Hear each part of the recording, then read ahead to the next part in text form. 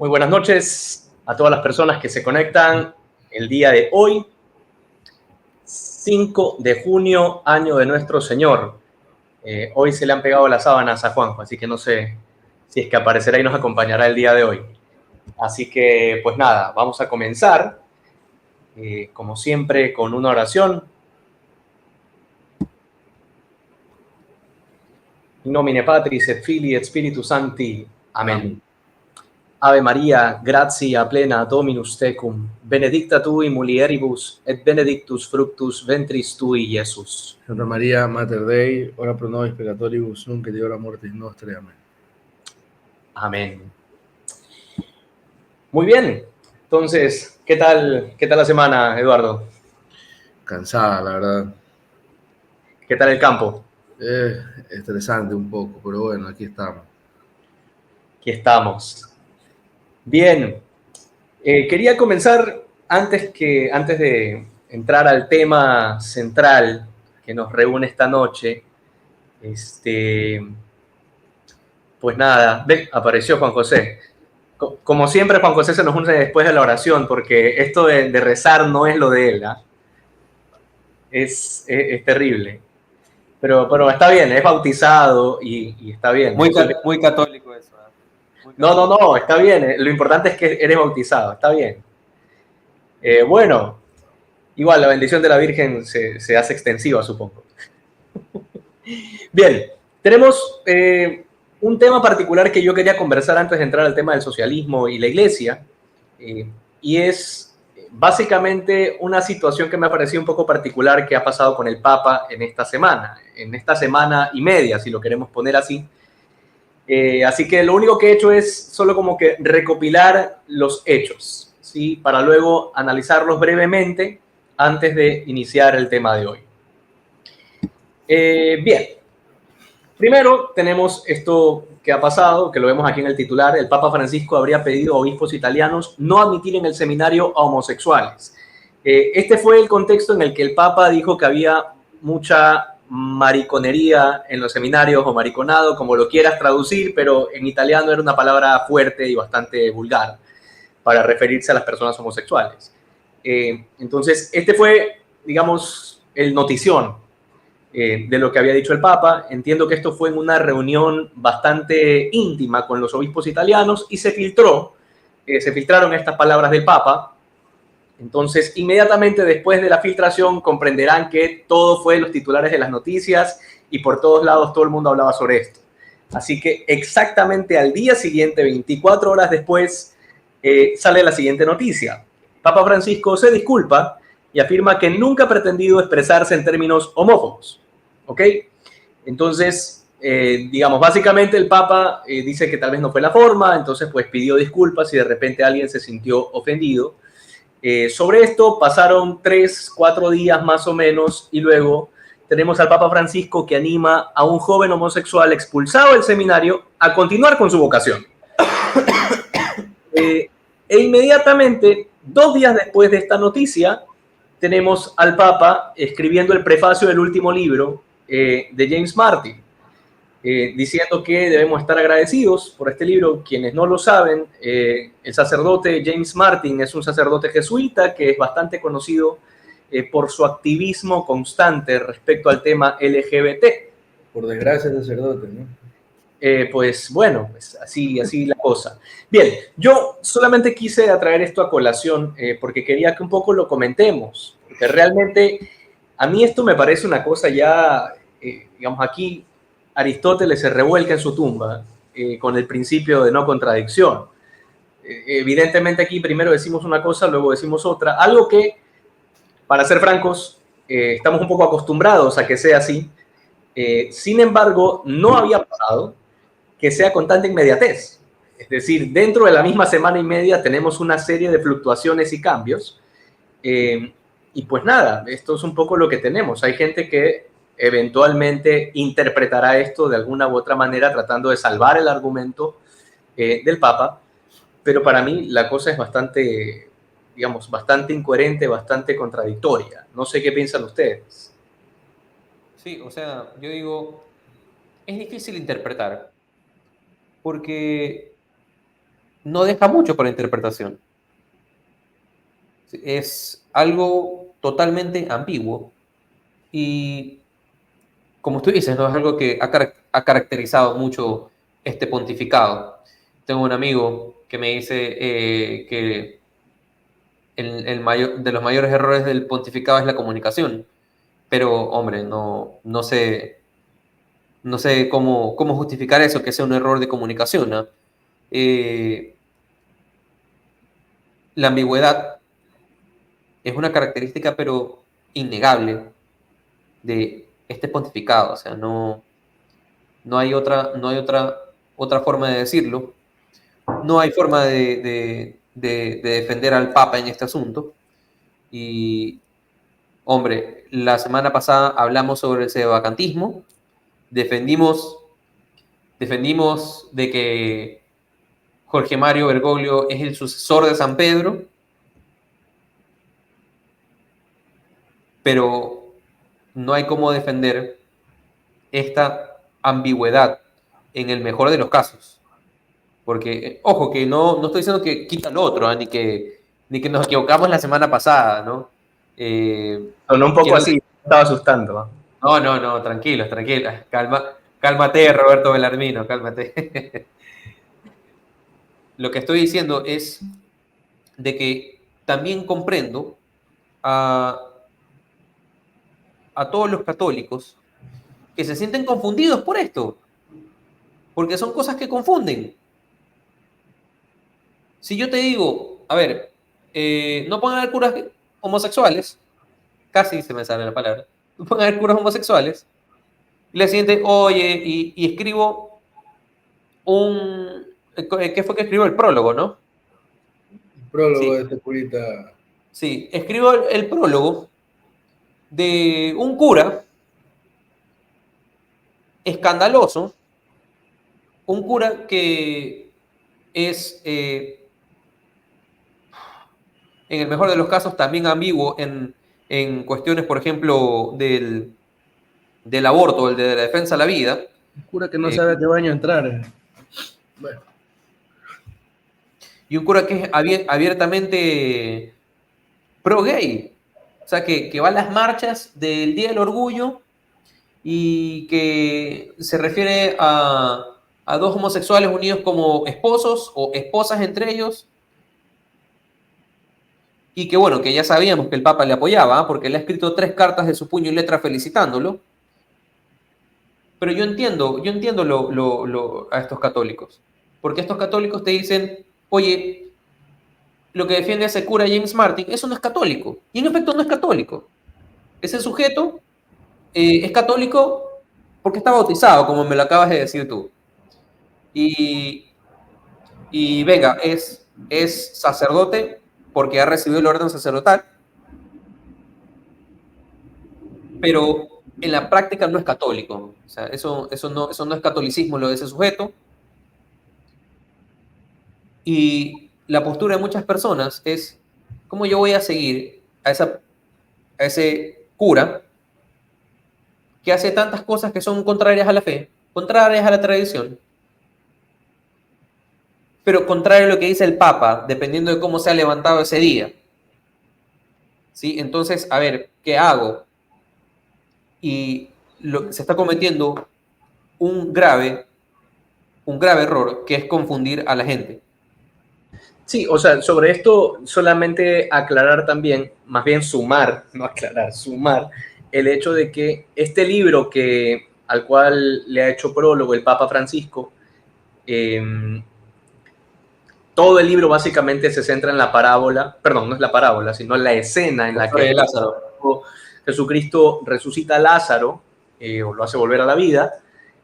Entonces, básicamente la interpretación del libro y la interpretación de James Martin, del padre James Martin, es que Lázaro, Jesucristo le está diciendo que salga del closet. Sí, esto por si acaso no me lo estoy inventando, el libro habla de esto. Sí, el libro habla de esto. El nivel de degeneración mental de ese tipo es tal que se imagina cosas, o sea, él se imagina cosas con los personajes del Evangelio. Es que eso es justamente. O sea, eso es justamente lo que realmente indigna a muchos católicos, es esto, ¿no? Que lo que sale de este personaje, que no es la primera vez, todos sus escritos. Tiene parafilia con los personajes o sea, es diabólico. Sí, entonces, eso es un poco lo que más duele o lo que más golpea, digamos. Disculparán los que están viendo esto, pero hay que decir las cosas como son. Es un lenguaje un poco fuerte el que uso, pero es que ¿hasta cuándo seguimos con la corrección política aquí? ¿Cuál corrección política? O sea, ¿qué corrección política? ¿Quién hay tan poderoso para que el Papa se tenga que retractar de lo que ya dijo? Claro. ¿Quién está atrás de esto? O sea, y realmente la intención de tocar un poco este tema antes del tema central, y para ir cerrando un poco esta pequeña actualización que tuvimos sobre el asunto del Papa, es más que nada porque muchos católicos, como lo dice Juanjo, hay muchos católicos que realmente terminan confundidos, y con toda razón terminan confundidos, porque un día el sucesor de Pedro dice una cosa, 2 días después dice otra, y 3 días después dice otra. Entonces, tenemos este juego de ambigüedades que, como dije al inicio, este pontificado nos tiene bastante acostumbrados a esto, pero no había pasado que sea pero tan evidente. Es decir, ya a estas alturas es difícil que una persona salga a decir, no, mira, lo que el Papa quiso decir realmente fue otro caso. No, o sea, lo que el Papa ha dicho es lo que ha dicho. Entonces, estamos en este juego de vaivén en donde al final creo yo que el mensaje central, el mensaje importante respecto al análisis de lo que ha pasado, es que nosotros como católicos, sobre todo, estamos comprometidos con la verdad, que sabemos que es una persona, que es Jesucristo, el Señor. Entonces, indistintamente de las situaciones que esté pasando el Papa en su vida interior, o que lo haga hacer y decir las cosas que hace y dice, es importante que nosotros como católicos tengamos claro cuál es la doctrina correcta. ¿No será que se le ofendió el cardenal Fernández? No lo sé, pero bueno. Yo lo que quiero decir es que, primero que nada, mantengo la postura que la discutimos la semana pasada, en contra del sedevacantismo, a favor de que el Papa Francisco es el Papa, pero también a favor de que el Papa está equivocado en estas cosas. Eso es bastante obvio. No hay manera de que hay. La gente tiene que entender, tal y como lo hemos dicho en este canal muchas veces, el Papa es infalible, sí, solo cuando habla de fe y de moral, es cátedra, diciendo lo que la Iglesia ha dicho toda la vida. El Papa puede hablar, ahorita habla una cosa de fe y de moral, habló de una cosa de moral y se equivoca, porque no dice lo que la Iglesia ha dicho toda la vida. Así de simple. El día de mañana el Papa puede decir, se le puede ocurrir no sé, de decir que la Virgen no es virgen, hermano, y eso es falible, porque no dice lo que la Iglesia ha dicho toda la vida. O sea, no nos engañemos con esto. Y eso no quita que sea Papa, eso no hace que deje de ser Papa, o que en ese momento suceda una cuestión mística con la gracia y deja de recibir su gracia de Estado como pontífice. La gracia de Estado la tiene, ahora que la desaproveche es otra cosa, pero es Papa y morirá Papa. Sí, pero si se salva o se condena como Papa. Entonces, ahora, pero podemos decir que se equivoca, efectivamente se equivoca, y eso no tenemos que tener los católicos vergüenza alguna en decirlo. O sea, eso yo quería ahondar un poquito en aquellos católicos que quieren buscarle la quinta pata al gato y quieren seguir defendiendo al Papa, cuando claramente está equivocada en esta y otras cosas. Que la verdad,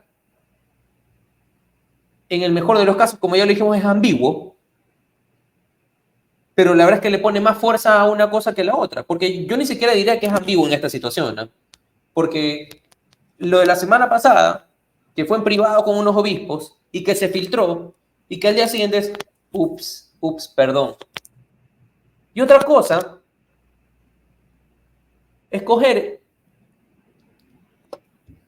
al cura homosexual, bueno, no sé si él es homosexual, pero al cura pro-homosexual más famoso del mundo, y escribirle un prólogo del libro, y escribirle 3 cartas de puño y letra felicitándolo. Entonces el Papa claramente tiene una postura. Él claramente tiene una postura. Y porque haya dicho en otro contexto de algo que del incluso se retractó o digamos, dijo no es la mejor manera de decirlo, pero dejemos de defender lo indefendible. Ahora, de todo esto, solamente transmitir un comentario que recibí de alguien. Hay gente que dice que Juan José pasa enojado. Entonces, ¿estás enojado, Juan José? No sé, queremos saber. Mira, honestamente, sí me enoja. Pero voy a decir que es la primera vez que estoy enojado en el programa. Las veces no. No, las otras veces no. Oye, está fuerte. Esto sí me enoja. Bien, bueno, sobre todo esto es un poco para rezar por el Papa también. Y yo creo que es importante no olvidar eso como católicos. Tenemos que rezar por el Santo Padre. Y eso es parte de nuestra obligación como católicos, indistintamente de los afectos o desafectos que tengamos con el Sumo Pontífice. Pues nada, nuestra obligación sigue siendo rezar por él. Rezar por él. Bien, lo que nos ha convocado hoy, el tema del socialismo y la Iglesia Católica. Bien, no sé si aquí el historiador nos quiere ayudar un poquito hablándonos de una manera muy somera. ¿Qué cosa es el socialismo, Juan José, por favor? Hermano, tú sabes que eso no hay conmigo. Ya, te cortaré cuando te pases el minuto, te corto. Pero, un minuto de paso, no, imposible. Un minuto para definirme qué es el socialismo. Bueno, y Chuzo, en un minuto, el socialismo es aquella doctrina proveniente de la mente de ese ser llamado Karl Marx, que dijo que... Caramba, me coge de sorpresa, paso. Que la propiedad privada debería ser abolida en función de una propiedad comunitaria. Ya, dicho en poquísimas palabras. Pero lo más importante que yo veo al momento del definir el socialismo es ver el socialismo en la práctica y el socialismo en la teoría. Que ambos están mal, que ambos están equivocados, pero que uno es peor que otro, ¿sí? Porque incluso en la utopía planteada por Karl Marx, eso estuviese mal, o sea, mejor dicho, eso está mal, así llegásemos a la utopía planteada por Karl Marx, en la práctica es peor. ¿Cuál es esa utopía? Pues lo va a poner muy pintoresco, pero es donde se comparten los medios de producción, o mejor dicho de una manera más académica, donde los medios de producción están en manos de la gente, del proletariado, para utilizar el léxico marxista, y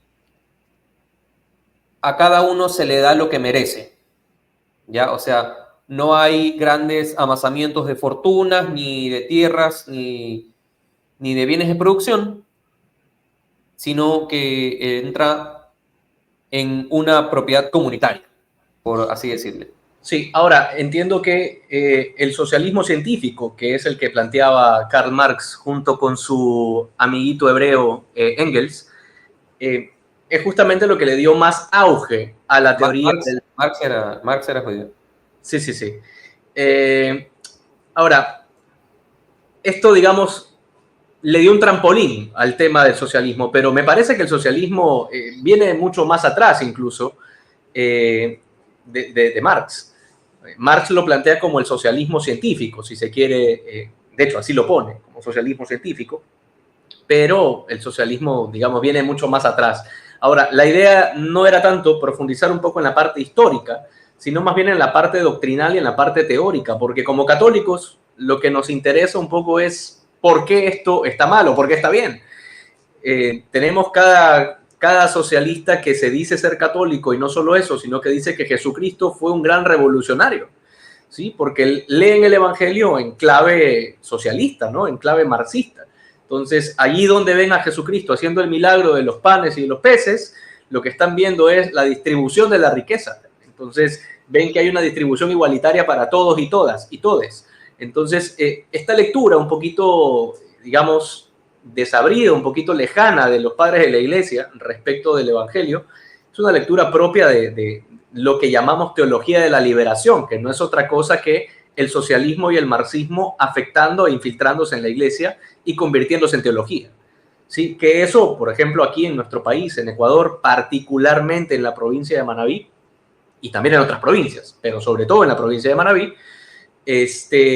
ha afectado grandemente, y eso lo vemos en el clero, lo vemos en la liturgia, lo vemos en muchos aspectos. Entonces, sí me parece interesante ir viendo un poco ciertos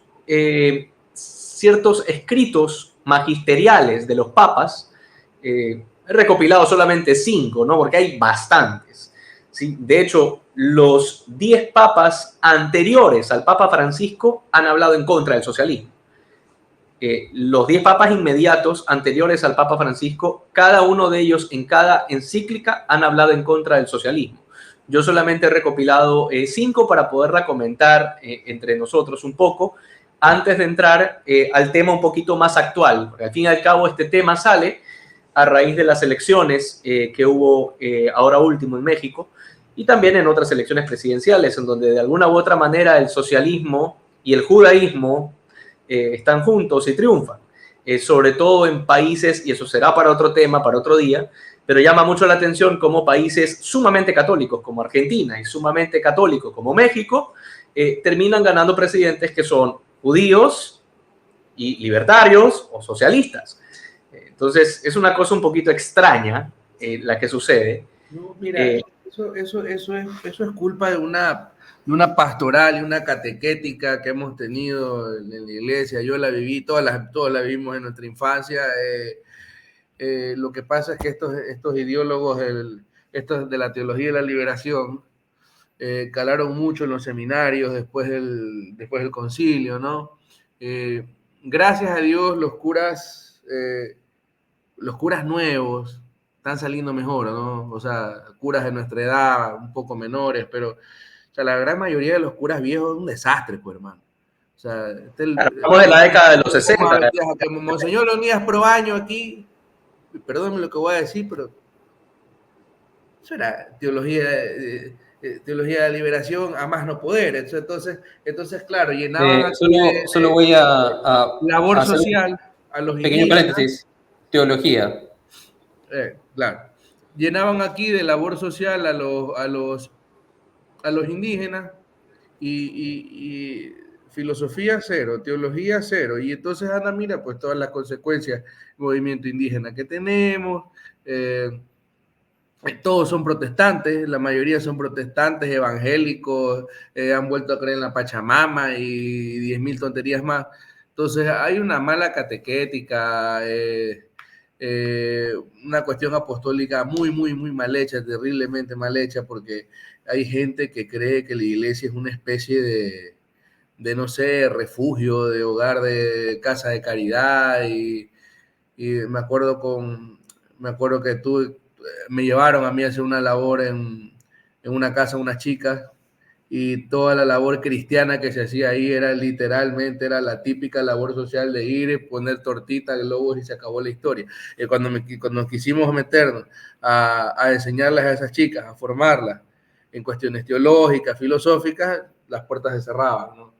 Entonces, claro, encerraron a la fe católica a lo social, ¿no? Se quedaron con las obras de misericordia corporales y se olvidaron de las espirituales, ¿no?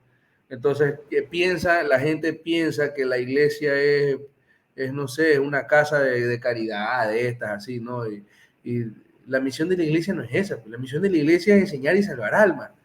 Entonces, desvirtuaron totalmente la misión de la iglesia y por eso es que la iglesia está como está hoy, o sea... Ojo, que a todo esto, importante lo que dices, y estoy de acuerdo, Solamente precisar que al fin y al cabo las obras de caridad que hace la Iglesia, que por cierto es la institución que más obras de caridad hace en el mundo y a lo largo de la historia, las hace como consecuencia de su misión principal y espiritual, que es la salvación de las almas. Entiéndase eso, es decir, estoy de acuerdo totalmente en eso, en el hecho de que la misión principal de la Iglesia no es ayudar a los pobres, por si acaso. Y esto, muy a pesar de el desarrollo posterior al concilio que se hace respecto de la opción preferencial por los pobres. Si leemos a los padres de la Iglesia, tal cosa como la opción preferencial por los pobres no es ninguna novedad, o sea, no es una cosa que se le inventó el concilio. O sea, esto es una cosa que viene desde los tiempos de Jesucristo y eso lo entendemos. Toda la vida, claro. Correcto, pero no ese es el centro del mensaje. Jesucristo, y está en los libros de Catequesis 101, el centro de la predicación de Cristo no es la ayuda a los pobres, es el reino de Dios. Entonces, sí es importante precisar eso. Ahora, este tema sobre todo nos trae por el asunto del magisterio. ¿Qué es lo que ha dicho la Iglesia respecto del socialismo? Sobre todo porque, como dije al inicio, hay muchísimos católicos que están totalmente convencidos de que tanto el socialismo como el catolicismo son dos posturas que son no solamente que se llevan, digamos, sino que son dos posturas que se complementan. Entonces, para mí por eso era importante ir viendo someramente un poco qué es lo que han dicho los papas a lo largo de la historia. Evidentemente el primero de ellos va a ser el Papa León XIII, de feliz memoria. De él he cogido de la encíclica Quod Apostolici Muneris, que bien, de esto he cogido solo 3 numerales. Voy a leer en voz alta para los que de repente solo nos escuchan por podcast. Dice, es fácil comprender, venerables hermanos, que nos hablamos de aquella secta de hombres que bajo diversos y casi bárbaros nombres de socialistas, comunistas o nihilistas, esparcidos por todo el orbe y estrechamente coligados entre sí por inicua federación, ya no buscan su defensa en las tinieblas de sus ocultas reuniones, sino que saliendo a pública luz, confiados y a cara descubierta, se empeñan en llevar a cabo el plan que tiempo ha concibieron de trastornar los fundamentos de toda sociedad civil. Estos son ciertamente los que, según atestiguan las divinas páginas, mancillan la carne, desprecian la dominación y blasfeman de la majestad. Aquí hay varias ideas, esto es un párrafo denso, donde se puede sacar toda una charla de 3 horas, sobre cuál es el problema del socialismo, al menos planteado por el Papa León XIII. Y de este párrafo solamente quería comentar una cosa antes de darles la palabra a ustedes. Habla acerca del tema de que desprecian la dominación y blasfeman de la majestad. Y claro, una de las características propias del socialismo es justamente despreciar el principio de autoridad, que es una cosa que la vemos en Latinoamérica de una manera bestial. Cada vez que vemos en nuestras constituciones que el soberano, es decir, la fuente de la ley, no es Dios, la fuente de la ley es el pueblo. Entonces, esta ideología de que la fuente de la ley es el pueblo, que justamente nos ha traído tantas desgracias y demagogias, sobre todo en nuestros países, viene de esto, ¿no? Viene del hecho de despreciar la autoridad divina como fuente de la ley, y en otras palabras, de la ley natural.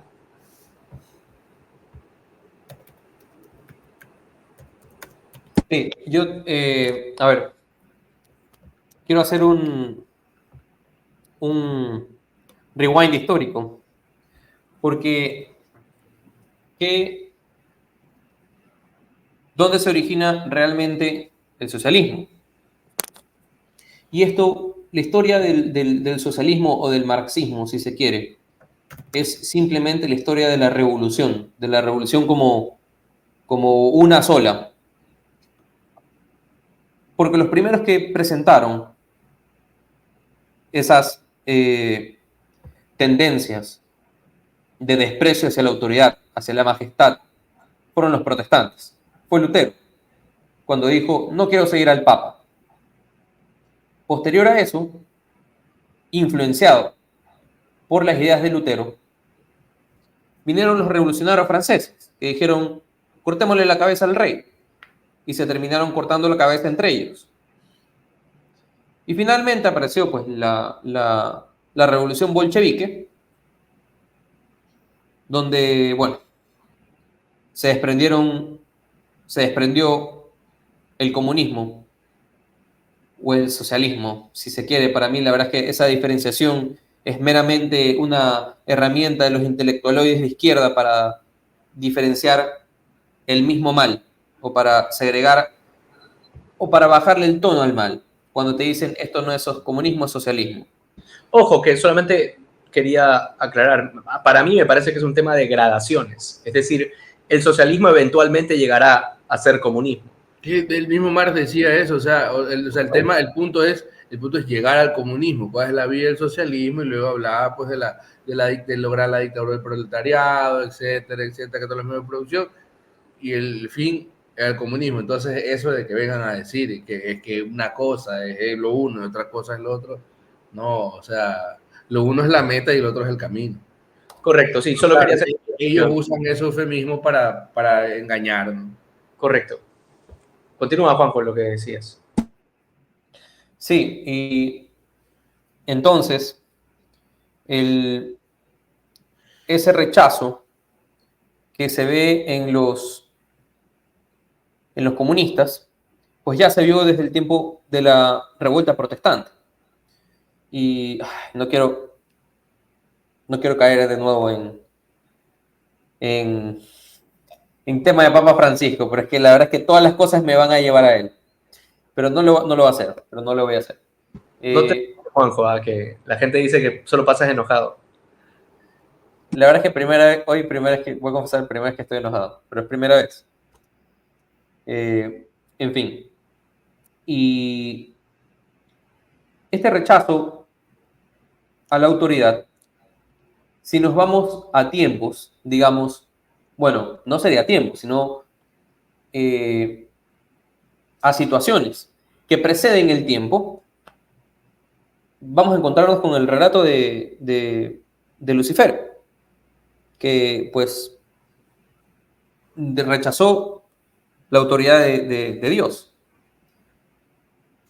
Y aquí lo primordial, o sea, la idea central es de que ese rechazo a la autoridad es demoníaco y es el mal que sufren todas estas revoluciones. Y algo que ha hecho muy bien el comunismo, que siempre ha hecho muy bien el comunismo o los protestantes y los revolucionarios franceses, es de que han manejado muy bien el relato.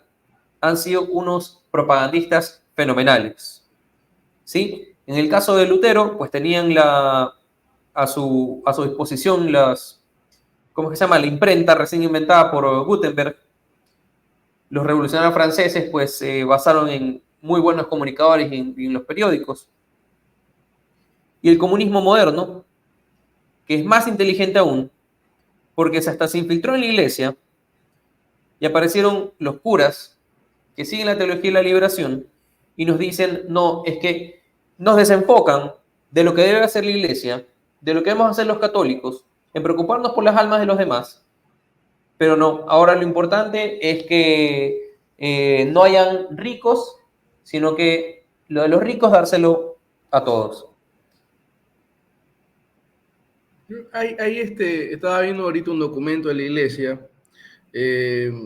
porque bueno, ya sabemos en la doctrina social de la iglesia la cantidad de condenas que hay al socialismo, pero hay un documento de la iglesia que es el Decretum de 1949, que lo hace el Santo Oficio, el Papa Pío XII, y lo hace a modo de dubias, ¿no? Al modo de una de dubia, ¿no? De esto que llaman, ahora son muy famosas las dubias en nuestro tiempo, ¿no? Son como una especie de preguntas y respuestas. Que como Papa Francisco, pues... Dice, ¿por casualidad es lícito dar nombre o para hacer favores a los partidos comunistas? Negativo, el comunismo es materialista y anticristiano, pero los líderes comunistas, aunque a veces la palabra que profesan, la religión, no atacan, al mismo tiempo sí de enseñanza, sí de acción.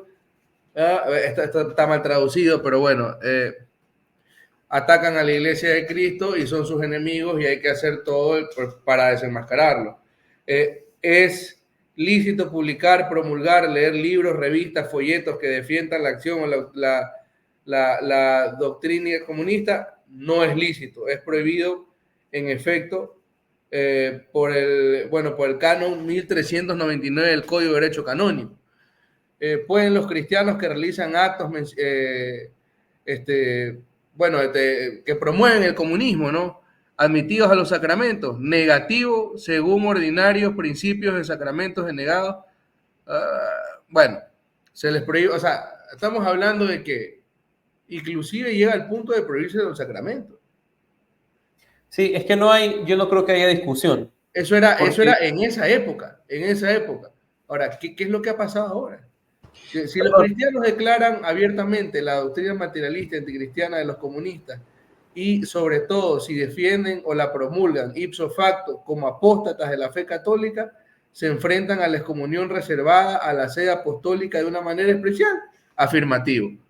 O sea, esto no me lo estoy inventando yo, lo dice Santo Oficio, 1949, decretum, lo pueden buscar en internet.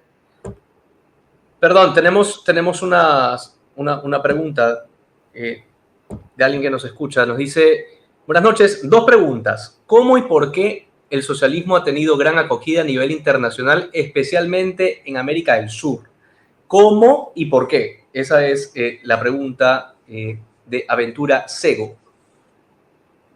No sé quién quiera responder esta pregunta del cómo y el por qué ha tenido gran acogida internacional, especialmente en nuestros países de América del Sur. Que un poquito sí, lo comenté al inicio. Yo quiero contestar ahí. El cómo y el por qué. El cómo fue porque los comunistas se infiltraron en la iglesia y disfrazaron el socialismo de algo bueno. Algo que, bueno, si nos ponemos específicos, es la teología de la liberación. Teología latinoamericana de la liberación. Exactamente, precisamente. Es más latinoamericana. Total. Y es más... No quiero... No diga. No lo quiero decir. Pero no es teología tampoco. Que después mágicamente se nos cae el internet. Sí. No diga. Sí, bueno, pero no es teología tampoco porque no proviene de Dios eso. Y han disfrazado el socialismo como algo bueno. Y es que algo interesante y algo que muchas personas rechazan, porque me parece que también se cometen errores al momento de defendernos en contra del socialismo, y es que la enfermedad que tiene la sociedad y que el socialismo dice que la tiene, es correcta. Es decir, hay un problema real y que el socialismo acerta en determinar cuál es el problema, que es el problema de, digamos, la pobreza. ¿Ok? La pobreza injusta, si se quiere. Porque eso es un problema real. Porque es real que hay gente mala. Es real que hay gente mala que se vuelve rica robando, que se vuelve millonaria matando y que obtiene poder por métodos naturalmente ilegítimos. Eso es una realidad. Y el socialismo es eso. Sí. Ver si podías precisar algo. Dijiste pobreza injusta. ¿Cuál sería la pobreza justa? Ya, ok. Una pobreza justa es una... Lo que pasa es que rico y pobre son términos relativos. ¿Sí? O sea, yo puedo tener $100,000 en mi banco y si los demás tienen $1,000,000, yo soy pobre. ¿Ya? Pero si se da de manera natural, si se da de manera de que nadie está abusando de su libertad para obtener riqueza, o me está coartando mi libertad para obtener riqueza, y yo soy pobre, es algo totalmente justo, es porque Dios lo quiso así. Es Dios decir, nunca... Sí. te estás refiriendo, ok, te estás refiriendo a la diferencia de clases. Es decir, la diferencia de clases es algo, digamos, natural. Lo es.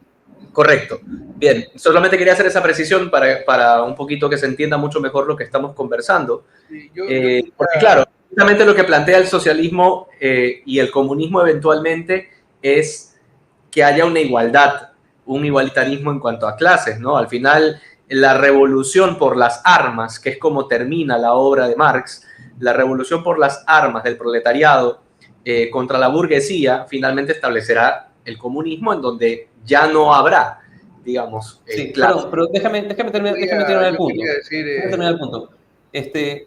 Y la situación es que Marx y el comunismo, o el marxismo, como se le llame, hacen ¿cómo se llama lo que hacen los doctores? Cuando te dicen tienes un diagnóstico. Diagnostican. diagnóstico. Diagnostican correctamente la enfermedad. Diagnostican correctamente la enfermedad, pero se equivocan estrepitosamente en las soluciones.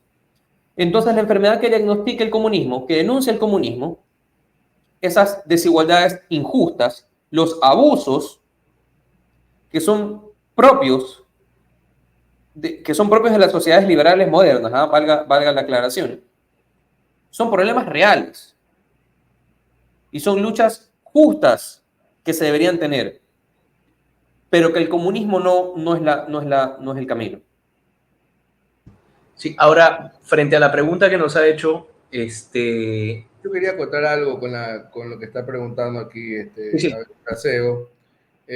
Bueno, hay que entender que el socialismo como tal, tal y como lo plasmaron Marx y Engels en sus escritos, ¿no?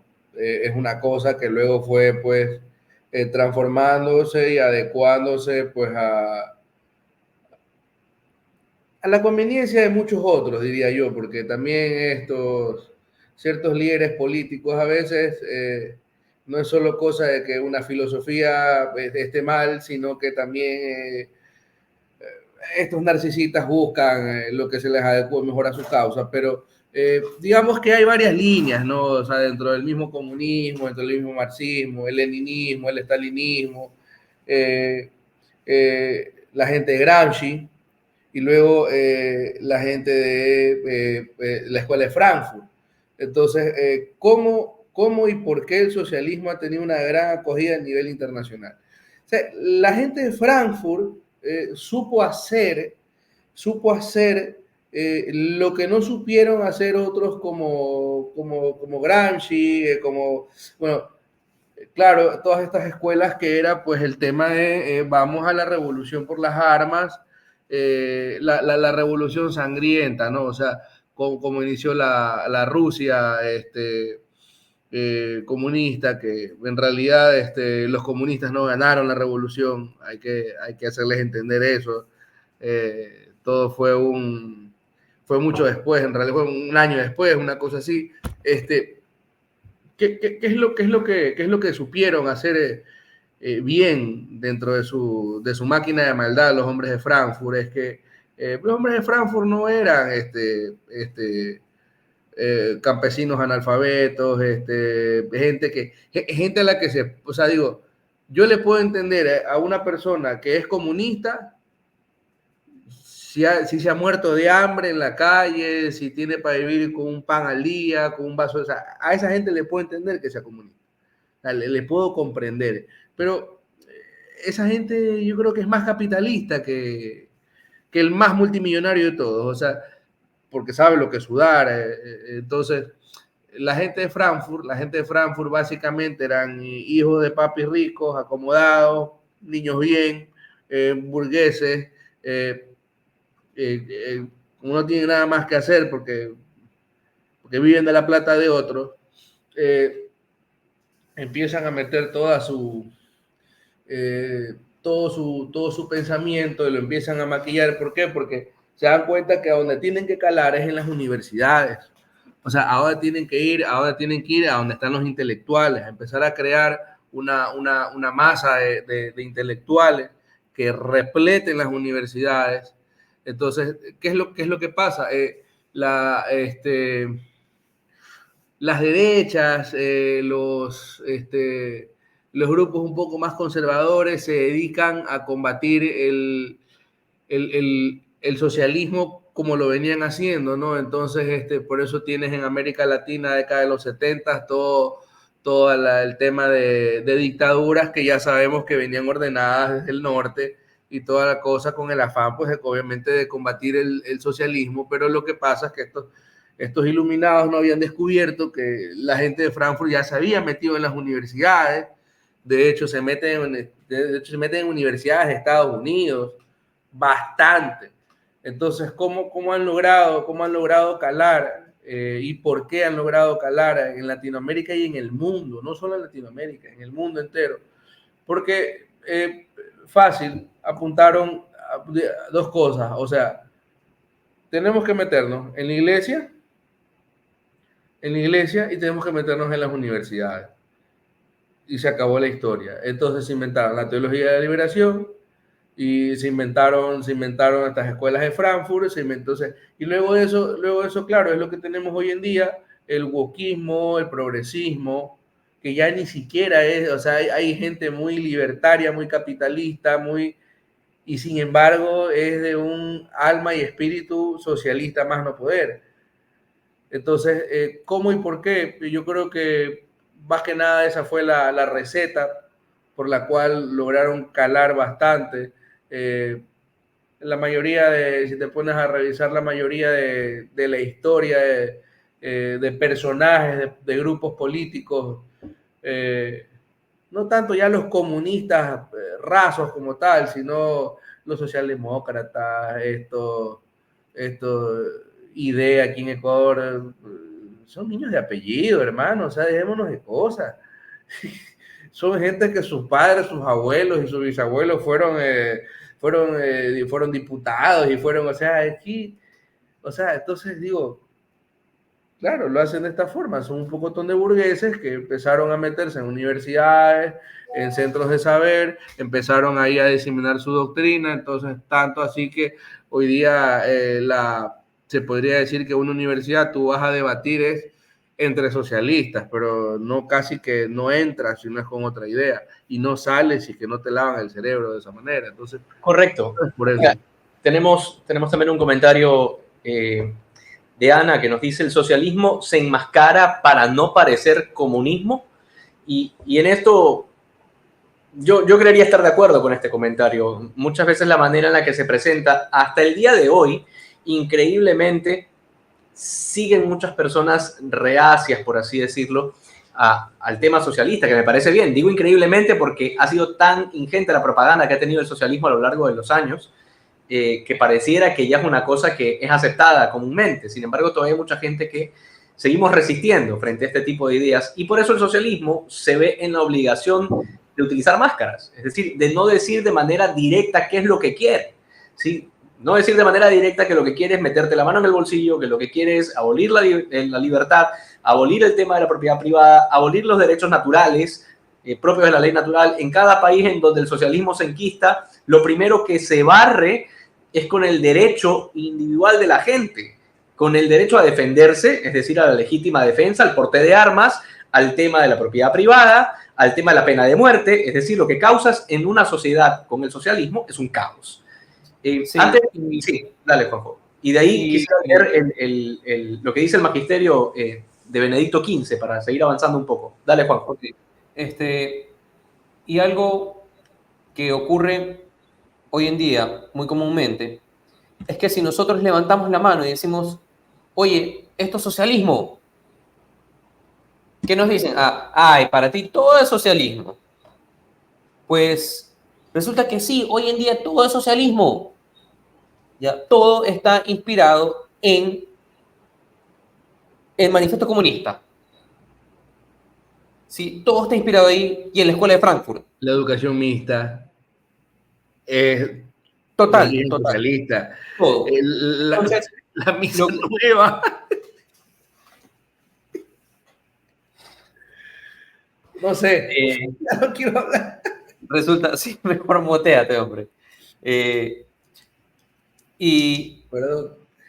el socialismo está inmiscuido en todos lados, y sí en la iglesia también, porque tenemos hasta encíclicas del Papa Francisco donde plantea ideas comunistas, ¿sí? Y no necesariamente del comunismo marxista, sino más que nada del comunismo gramsciano. Sí, Pero en fin, siguiendo un poco y esta línea, solamente quería leer de la encíclica Adviatissimi Apostolorum, para que podamos continuar un poco con el desarrollo del argumento magisterial, sobre todo, de qué es lo que dice la Iglesia, que es un poco también el punto central que nos interesa, qué es lo que dice la Santa Madre Iglesia respecto al socialismo. Dice Benedicto XV, no nos parece necesario repetir ahora los argumentos que prueban hasta la evidencia lo absurdo del socialismo y de otros semejantes errores.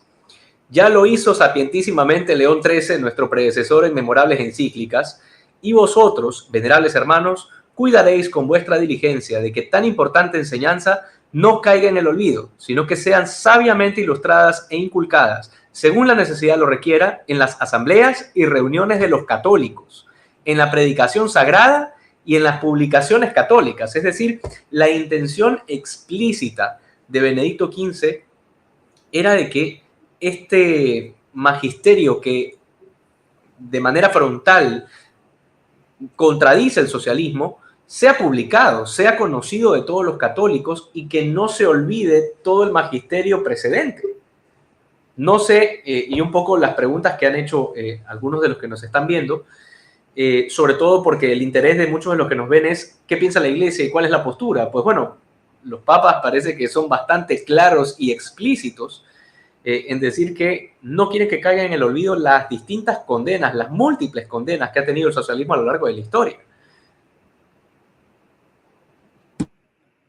Claro, es interesante también, yo quería contar algo, ¿no? Como eh, siempre se habla de que se puede trazar una línea desde Lutero hasta Calvino, hasta la creación del capitalismo, cómo se puede trazar una línea desde Lutero hasta Hitler, y se puede trazar una línea también desde Lutero hasta Marx. No obstante que Marx es judío, pero evidentemente Marx probablemente nunca leyó a Platón, no sé, cuando uno se pone a leer la República, o sea que estas cosas, estas ideas no son de ahora, de esta época moderna, porque cuando tú lees la República, entran en diálogo en una parte, si mal no recuerdo, no recuerdo bien cuál de todos los diálogos era, pero estaban hablando cómo, ¿no verdad?, un estado ideal, tal, no sé qué, cómo hacer con los hijos. Entonces, entonces hay el planteamiento de que los hijos deberían ser del Estado, el Estado entonces velar por los hijos. Entonces, bueno, y ahí hay un sinnúmero de cosas, pues, ¿no? Creaban un sistema, bueno, que pues no sabían que los chicos crecían sin saber quién eran sus padres, pero alguien acá sabía un sistema para que no se reproduzcan con sus propias madres o hermanas, etcétera. Es una cosa así. Y luego llegan a la conclusión de que lo que es de todos, lo que es de todos, al ser de todos, no va a ser bien cuidado, o sea, no se va a procurar cuidar y conservar de la misma forma que algo que es privado, porque ese algo que es privado, o sea, a ver, digamos, un parque público, por ejemplo, el Parque Centenario, digamos, aquí, una estación de la Metrovía, digamos, es un bien público. O sea, que se entiende entonces que es de todos nosotros, de todos los ecuatorianos, ¿no? ¿Verdad? Pero sin embargo no tenemos ese afán nato que nos salga del corazón, efectivamente, de cuidarlo tal y como si fuese nuestra propia casa. A la casa propia, ¿por qué le cuidamos? Porque es nuestra. Y no solamente porque es nuestra, porque efectivamente el bien público también sabemos que es nuestro, pero lo que pasa es que no le sentimos como nuestro, ¿ya? Entonces, claro, Platón hablaba de esto, de este tema de los hijos, ¿no? Y decía, no, no van a ser bien cuidados porque lo que es de todos no es de nadie. Y entonces nadie lo cuida bien, nadie lo protege bien, nadie se preocupa bien, entonces es mejor. Hay cosas que tienen que ser privadas. Entonces, imagínense, ya en esa época se planteaban estas cosas y se resolvían y ya estaba. O sea, entonces, a ver, brother, aquí sabemos que lo que es de todo no sirve para nada. Hay cosas que tienen que ser privadas y se acabó la historia, ¿no? Entonces, me parece que Marx no leyó a Platón. Yo creo que ese día faltó a la escuela, o si es que fue a la escuela, quizás, porque este señor solo pasaba banqueteando en Londres, mantenido por las mujeres, porque dicho sea de paso, yo entendería a Marx si supiese que tuvo vida de pobre, pero no tuvo vida de pobre. Pobres tontos los que se maman ese texto, se lo leen y viven muertos de hambre, ¿no? Marx vivía banqueteando en Londres, pana. Entonces, es irónico, ¿no? Sí, quería terminar las intervenciones magisteriales con la carta encíclica 40º Anno de San Pío XI. Dice, y esto tiene que ver con algo que comentaba Juan José, aun cuando el socialismo, como todos los errores, tiene en sí algo de verdadero, cosa que jamás han negado los sumos pontífices, se funda sobre una doctrina de la sociedad humana propia suya, opuesta al verdadero cristianismo. Socialismo religioso, socialismo cristiano, implican términos contradictorios. Nadie puede ser a la vez buen católico y verdadero socialista. Repito estas últimas líneas. Nadie puede ser a la vez buen católico y verdadero socialista. Lo dice el Papa Pío XI. Esto realmente a mí me parece iluminador. Bueno, todas las encíclicas de los papas, sobre todo preconciliares, son siempre iluminadoras. Pero en particular, estas líneas, me parece que sirven para la actualidad, todo sirve para la actualidad, pero estas en particular, porque, repito, hay muchísimos católicos que están convencidos de que se puede ser buen socialista y buen católico, cuando realmente en el fondo, o sea, el fondo doctrinal, el fondo filosófico y el fondo teológico son totalmente contradictorios, son totalmente contrarios. Entonces, no se puede ser socialista y católico, no se puede irrumpir contra las leyes naturales y a la vez decir que crees en la revelación de Jesucristo. Son dos cosas totalmente diferentes. Entonces, esto que plantea el Papa Pío XI me parece iluminador para lo que estamos conversando. Y dejo de una vez adelantado, ya que estamos contra el tiempo, un poco comentar la actualidad respecto al socialismo, respecto a las últimas elecciones sucedidas en México, respecto a el socialismo que sigue viviendo en los países de América del Sur en la actualidad. Les dejo con la palabra. Sí, yo creo que el caso más reciente es el caso de México, que, bueno, pues eligió a Claudia Sheinbaum.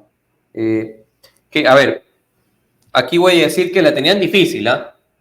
La tenían difícil en México, y la teníamos difícil en América Latina, porque era escoger un disparo en la pierna o un disparo en el brazo. ¿Sí? Entonces...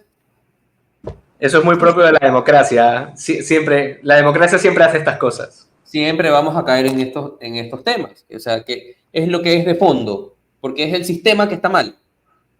¿Sí? Es el sistema que está mal. Y ya que hablamos de socialismo, ni siquiera lo digo yo, porque lo decía hasta un socialista como García Trevijano. Pero la situación de México, que es compleja, porque no había un candidato bueno, y nosotros aquí en Ecuador tampoco teníamos un candidato bueno. O sea, teníamos que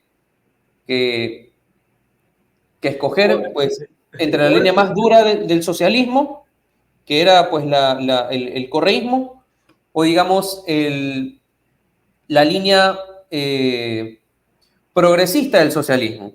Porque ya que, bueno, hablamos aquí de Ecuador, a pesar de que Correa era socialista, el tipo era curuchupa, porque Correa nunca legalizó ni el matrimonio homosexual, ni el aborto. Ni Ya, tanto. sí, o sea, no, yo sé, Hasta yo la sé. Constitución del 2008 empezó a entrar todo. Sí, pero Correa nunca dejó que se legalice ni el aborto, ni el matrimonio homosexual, ni nada de Pero, esas. pero metió toda esa gente. O sea, bueno, Hombre, no estoy defendiendo a Correa, ya estoy diciendo de que hay dos líneas de socialismo, o mejor dicho, que hay varias líneas del socialismo. Lo vas a hacer enojar. No, no lo hagas enojar. Está Muy bien. tarde, muy tarde. México hay una cosa. En México le tocaba escoger entre un socialismo y un progresismo. Exactamente, ¿qué es lo que quiero decir? O sea, porque ahora que vino un presidente de derechas y algo importante que es esto, de definir los extremos, porque el punto medio, el equilibrio, lo definen los extremos. Si la línea es ahí, no es lo mismo que si yo me voy más hacia acá, el medio ya no es el mismo. El medio, el centro se desplaza hacia donde se desplaza el extremo. Y si los dos extremos no se desplazan en la misma distancia, el centro, no, el centro se va a desplazar. Y no se distingue también. ¿Sí? Entonces, nosotros tenemos de que ahora cualquier cosa que diga, no, yo quiero defender los valores cristianos, quiero defender la propiedad privada, quiero defender la libertad de poder hacer negocios, es la extrema derecha. No hay, o sea, ahora solo no tenemos la mano izquierda y la mano extrema derecha, o sea, porque no hay nada en medio de eso. No, el problema es que el presidente acá, o sea, él mismo ha dicho que él no es de derecha. Y que no es de derecha. O sea, que tenga un apellido bonito y que tenga plata no quiere decir que sea, o sea, la gente tiene que sacar de la cabeza el pensar que tener plata y ser de familia de plata no es ser de derecha. O sea, seguimos en una dicotomía absurda. Eh, Guillermo Lazo tampoco era de derecha. O sea, yo no sé, sabrá Dios de qué será, no sé, pero. Y será Sí, católico también, no sé. Juan José, quiere decir algo que yo sé que es lo que quiere decir Juan José, pero se va a retener, no lo vas a decir. Mejor vamos. Por cariño, mi hermano Eduardo, me voy a Dice, quedar callado. hay una pregunta interesante, dice, ¿cuál sería la solución en este caso para que la sociedad pueda convivir en armonía entre ricos y pobres? Hermano, cumplir el evangelio, creo yo, o sea, Seguir a Cristo. la iglesia, hay otro mal aquí, que la gente piensa que la iglesia o es capitalista o es socialista. Y es como que, oye, la iglesia tiene 2000 años, o sea, no existían estas vainas. O sea, hay que vivir, si vamos a vivir la pobreza, hay que vivir la pobreza evangélica, hay que vivir la pobreza de espíritu. O sea, y si va a haber personas que son ricos, a ver, pana, ¿y quién dice que entre los primeros cristianos no habían ricos? O sea, estamos hablando de que el papá de San Pablo tuvo el billete para comprar la ciudadanía romana a su hijo. Estamos hablando de que entre los primeros cristianos habían personas en el palacio del emperador. Estamos hablando de Priscila de Aquila, estamos hablando de gente que vendía una carta que nadie le para bola, la carta Filemón. ¿Y quién era Filemón? Filemón era un cristiano rico al cual San Pablo le estaba llamando la atención por un maltrato que había tenido con un esclavo de él que también era cristiano. O sea, entonces, ¿cuál es la solución? De vivir la caridad evangélica, la que está en el evangelio, la real, no esa pobreza socialista, ni esa, no sé, pensamiento extremadamente libertario. No estoy diciendo libertario, sino que me refiero a una cosa ya muy así, ¿no? Sino Libertino es lo que quieres decir. El evangelio, hermano. O sea, el evangelio, pienso yo que es la única forma, porque al final le di que dejar las taras y. Sí.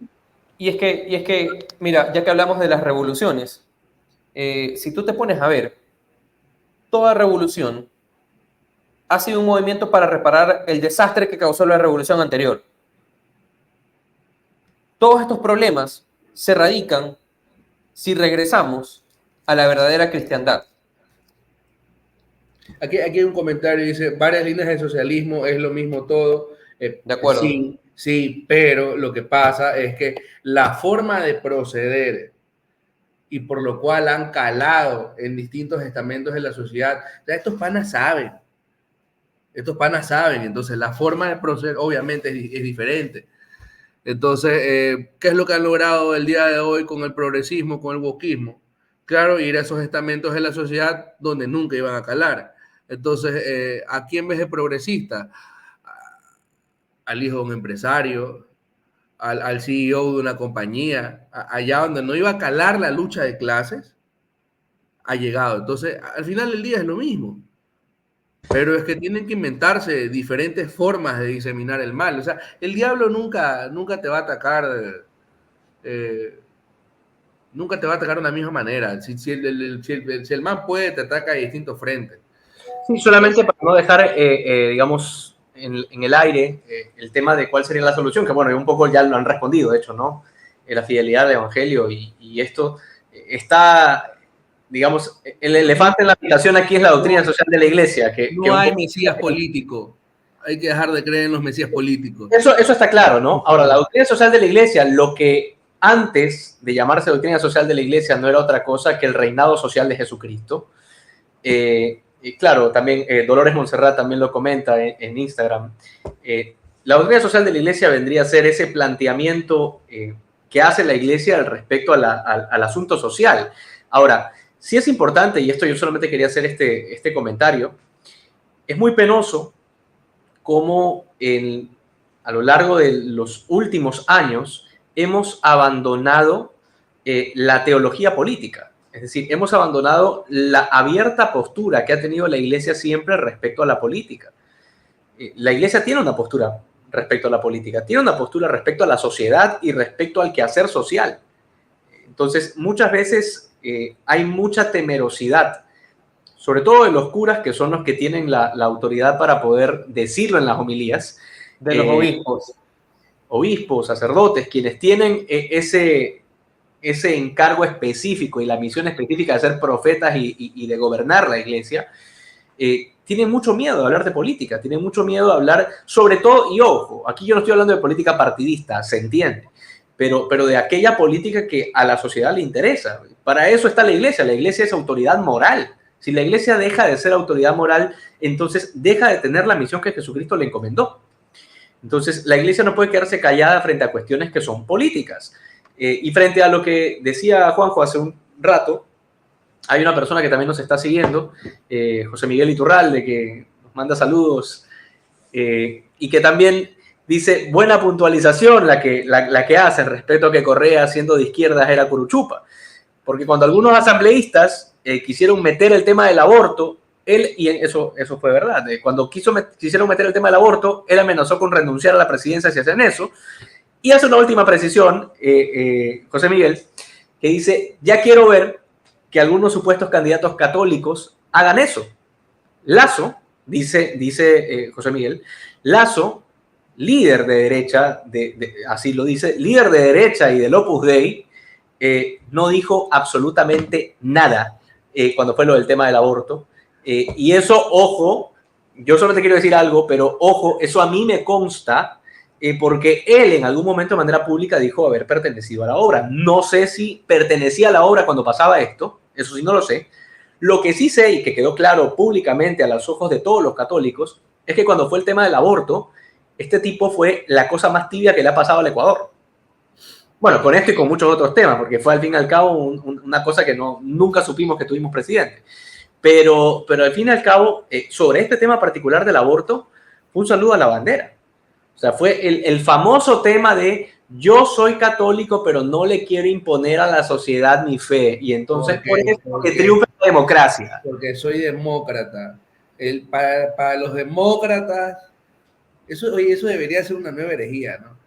O sea, para los políticos la democracia es un dios. O sea, la democracia prima sobre todas lamentablemente este pana cayó en ese error. Y qué pena por la obra y qué pena por la Iglesia Católica, que este pana haya salido a decir tales horrendas barrabasadas. No, para mí Dios, pecado contra el primer mandamiento. Amarás al Señor tu Dios con todo tu corazón, con toda tu mente y sobre todas las cosas. Entonces, si para mí la democracia está por encima de mis principios católicos, ¿qué católico soy? O sea, bueno, y luego sabemos que la democracia es una falacia por autoridad de la mayoría, o sea, y la mayoría ni ha ido al colegio, entonces, A ver, la si prueba Constitución. al colegio, peor, o sea. Ojo, nuestra Constitución tiene como fundamento de la norma el soberano que es el pueblo, ¿no? O sea, partiendo de allí, como dije. Ya partiendo de ahí está mal. El concepto de ley de Código Civil también es pésimo, porque no es nada cristiano. Pero Sí, a bueno, ver, ya nos vamos a unos temas más. Sí, sí, sí. Solamente para cerrar un poco el tema, y que estoy seguro que este tema lo tocaremos nuevamente porque solamente hemos hecho un abreboca de este tema que es muy amplio y muy complejo, pero sí quisiera terminar diciendo que al menos que queden claras un poco las posturas magisteriales. No he podido poner aquí todas las intervenciones magisteriales de todos los papas a lo largo de la historia porque evidentemente no nos va a alcanzar el tiempo, pero que sepan que cuando en algún momento el Papa Francisco habló, porque ha hablado varias veces sobre el tema del comunismo, de una manera bastante filial, si lo quieres poner así, por cada vez que el Papa había hablado sobre esto, tenemos a todos los pontífices antes que él, hablando en contra del socialismo de manera abierta, ¿sí? Diciendo que es un error doctrinal, es un error antropológico, es un error teológico, es un error metafísico, o sea, por todos los lados tiene errores. Entonces, es importante que al menos dentro de este programa que lo hemos querido dedicar al tema del socialismo y de la postura magisterial, quede claro que, vuelvo a citar a los papas, no puede haber un buen católico que a la vez sea socialista. Repito, no lo digo yo, no lo decimos nosotros, lo dicen los pontífices. Entonces, alguna sabiduría del Espíritu Santo deben tener para decir estas cosas. Y sí, solamente terminar con este recordatorio que nos hace Diana San Andrés, ¿no? Igual que Biden. Claro, de eso tenemos bastante. Tenemos un montón de católicos que son políticos, porque son primero políticos, ellos son primero políticos antes que católicos. Tenemos un montón de políticos que dicen ser católicos y lo son por bautismo, pues no les puedo quitar el bautismo, pero de católico no tienen nada. Y hay una dicotomía aquí. ¿A quién prefieres, al católico Biden o el liberal Milei? Sí, Aquí, hermano. Sí, o sea, para Biden. Ahí quería comentar algo. No estoy de acuerdo del todo, pero creo que actúa más cristianamente que el otro. Sí, ahí quería hacer una puntualización también, porque no creo que el mensaje que se va a llevar alguien de este programa es comunismo malo, capitalismo bueno. No. Ya haremos un programa sobre el capitalismo también. Sí, pero tanto el comunismo como el capitalismo son dos caras de la misma moneda. Ambas son efectos del liberalismo, que fue claramente condenada por algunos pontífices, el liberalismo.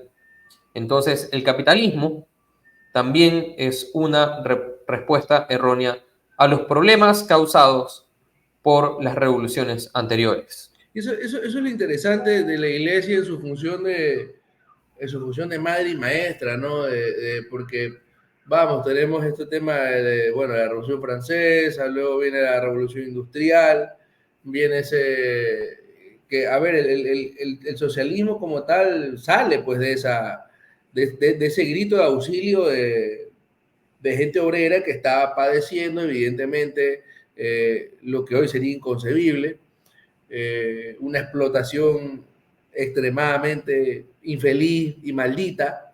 Y claro, lo que pasa es que una reacción es, claro, ya es como tú decías, ¿no? El extremo, ¿no? Entonces, ¿qué es lo que hace la iglesia? Es sabia en estas cosas, porque lo que hace la iglesia es, a ver, vamos a analizar el problema y vamos a emitir, o sea, vamos a emitir un criterio. Y lo que hace la iglesia es emitir criterios de todo esto. Y eso luego se recopila en algo que se llama la doctrina social de la iglesia, que simplemente son las sugerencias de los pontífices ante las problemáticas sociales y económicas del mundo moderno. Entonces, yo pienso que aquí como católicos, primero como católicos, no es que tenemos que venir y pensar, porque yo me he topado comentarios de mucha gente, que como a ellos les gusta la derecha, ellos piensan que la iglesia es derecha, y como a ellos les gusta la izquierda, piensan que la iglesia es izquierda. Dejémonos de tonterías, o sea, vayamos a la doctrina social, leamos la doctrina social de la iglesia, estudiémosla. Yo sé que el compendio es un libro grueso, más o menos, pero leámosla, metamos a la página de la Santa Sede, leamos las encíclicas, y nos vamos a dar cuenta, o sea, a ver qué es lo que ha dicho la iglesia respecto de estos problemas. Ah, ha dicho esto, aquello. Uno también se puede tropezar con cosas que una vez uno creía que no eran así, no le parece. Tiene que aceptarlo. Sí, bien. De mi parte, un poco la postura ha quedado bastante clara y yo creo que esto es un primer programa de varios que le dedicaremos al tema social. Tenemos mucha tela que cortar aquí respecto al tema del socialismo y también la precisión que ha hecho Juanjo respecto al capitalismo y no se diga de la postura libertaria, que eso es nuevamente una ramificación interminable también de distintas posturas y líneas. De mi parte, nuevamente, yo creo que es importante, y en esto me uno un poco a lo que dice Eduardo, importante el tema de la formación.